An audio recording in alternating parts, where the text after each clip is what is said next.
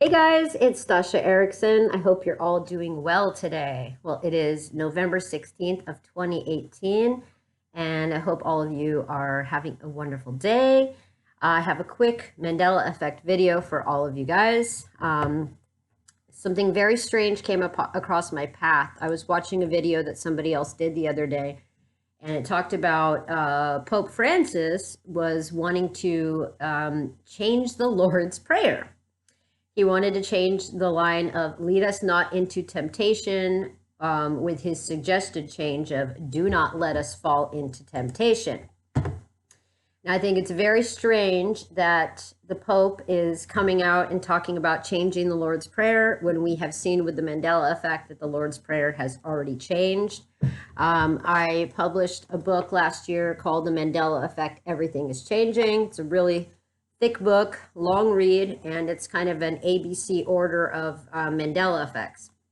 Now, on page 204 of my book, I talk about the change that happened with the Mandela effect to the Lord's Prayer. And I said, the next Bible change that has came across my path is by far the one that has shaken me to my core, along with thousands of others. Do you remember the Lord's Prayer? The most commonly spoken prayer at both funerals and Sundays in church is causing an enormous amount of controversy and confusion. When I spoke the Lord's Prayer as a child, I always remember it saying, "Forgive us our trespasses." Yet now it says, "Forgive us our debts." Since when did money or debt have anything to do with forgiveness? I will now share with you the various versions of the Lord's Prayer as found today. Then you can decide what you remember. So this is how it is now in the King James Bible. It says, "Our Father in heaven, hallowed be your name. Your kingdom come, your will be done, on earth as it is in heaven. Give us this day our daily bread, and forgive us our debts, as we have also forgiven our debtors. And lead us not into temptation, but deliver us from evil." There's many things about that just sound wrong to me now that I'm reading it again. Your kingdom come, your will be done. It was thy kingdom come, thy will be done. I'm even seeing new Mandela effects as I'm reading this. This is very strange. So we know that's already happened and already been a change with the Mandela effect. And now we have Pope Francis coming up and saying that he thinks we should change the Lord's Prayer. Now, it's literally blasphemy for anybody to take away or change any words in the Bible, whether you're the Pope or not. You are not God himself. In fact, in Deuteronomy chapter 4, verse 2, it literally says, "You shall not add to the word which I am commanding you, nor take away from it, that you may keep the commandments of the Lord your God, which I command you." So it literally says it in the Bible. You cannot change words in the Bible. So it's already been happening with the Mandela effect. And now we have Pope Francis saying he wants to change the Lord's Prayer. Now, what was really surprising to me is that this story came out over a year ago, and I'm just now finding out about it. It was actually published December 8th, 2017. It's all over the internet. I'll leave a link below so you can check out the article yourself. Here's one from the BBC that says, "Lord's Prayer, Pope Francis calls for change." Pope Francis has called for a translation of a phrase about temptation in the Lord's Prayer to be changed. The current wording that says, "Lead us not into temptation," is not a good translation because God does not lead humans to sin, he says. Well, that's literally not what it means.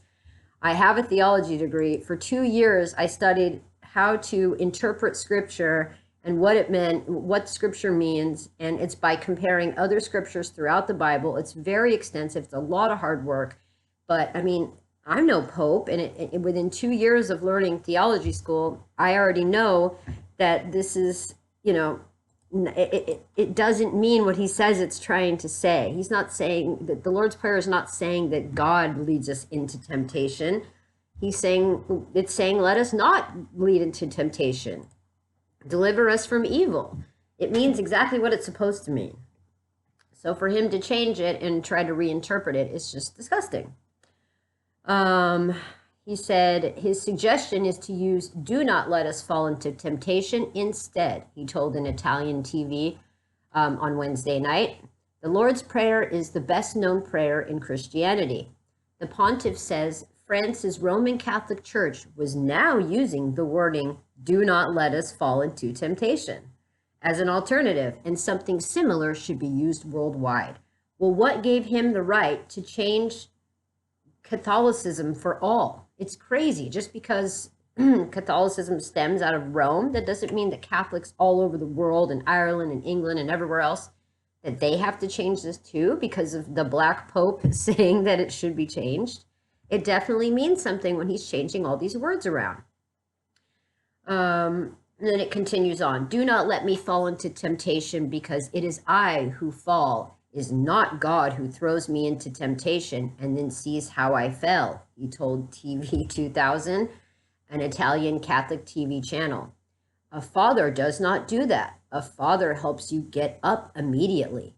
So is he basically saying that he doesn't believe in the Father that he's dedicated his whole life to, and that the Father who wrote this sacred book might have made mistakes? It's literally a slap in the face to God himself. So anyway, it goes on and on and on. There's a lot of other stuff that Pope Francis is doing that's just completely out of line. He's not God. He's definitely not somebody that has the right to change things.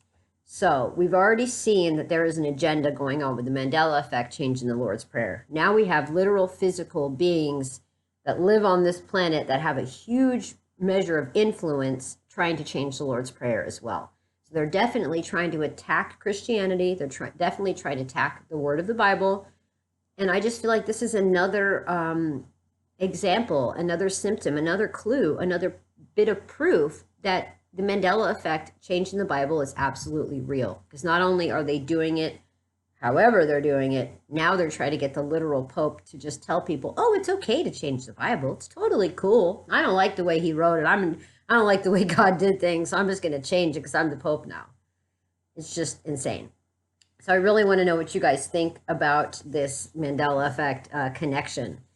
Also, I have just finished school for the year. I have not had a day off of school in 1 year. It has been crazy, but I finished the year of health psychology with a 93.21%. So I worked really hard, and now I've got 2 months off.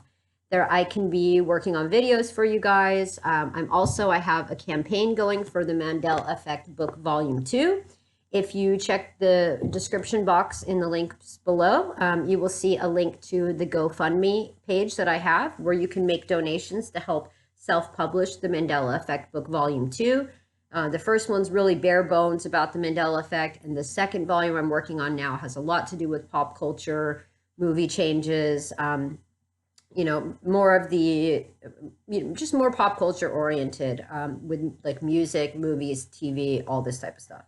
So it's a lot more relatable things. I think the first book was a little of a tough read for some people with all the Bible changes. I did a lot of the astronomical changes in there, so it was a little hard for some people to get through, but definitely informative. So if you haven't checked it out, please do. You can find it on Amazon, and it's just called The Mandela Effect, Everything is Changing by Stasha Erickson. Also, I have about 1 month before I'm going to be applying to live here in Norway with my husband and my stepson and my son, and the application cost for living in Norway is $1,300, which is just insane. It's actually almost about $1,400 with the conversion, and that's just to apply so I can live here. So I can't work in Norway yet, so the only thing I can do is sell readings and services and products in my Etsy store. Right now I have a bunch of really great products. I'll have the link for my Etsy shop below.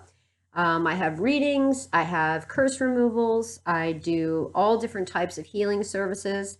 I also make these great organic products that help heal your mind, body, and soul. Also, I have hand mined a bunch of quartz and flint and smoky quartz from my backyard. I have just this quarry of amazing gemstones that grow out of my back garden. And I've been mining them and putting them in the store as well.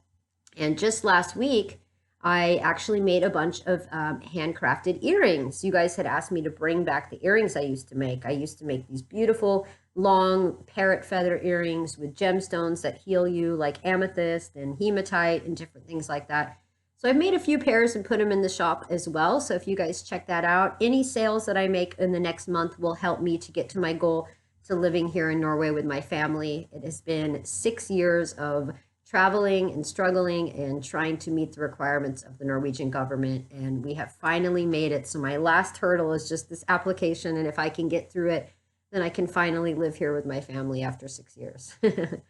Okay, guys, well, I just wanted to say I love you all. Thank you for the support. Oh, I had an interview last week with Steve Asher, a paranormal researcher and author, and I uploaded it from my channel.